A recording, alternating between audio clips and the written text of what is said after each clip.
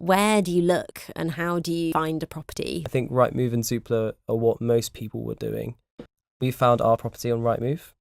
Zoopla didn't work out as well, but mainly those two apps. But there's also something that UCL does, which is like alternative accommodation. Oh, yeah.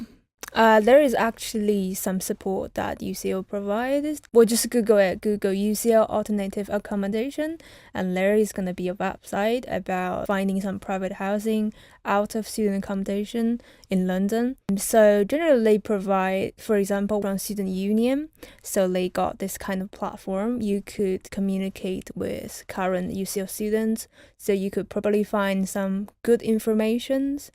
Like what kind of locations is good for UCL students.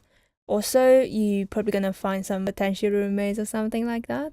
Also, there are just contacts you could call, you could email to find out more information. It's a really good point. There is a whole web page called Alternative Accommodation for Students on the UCL Accommodation website, which is basically lots of links out to other places where you can find guidance. It's also got some links there to the University of London Housing Service. They've actually got a platform where landlords can kind of list housing and houses and flats. There are also lots of private accommodation providers, so purpose-built student accommodation in London. You tend to need to start booking quite a lot earlier. So we're finding that in term 2, they're quite often starting to get booked up. So if you're thinking, yeah, I really like the halls experience, I want to do that again, and you want to live in a private student hall, start now.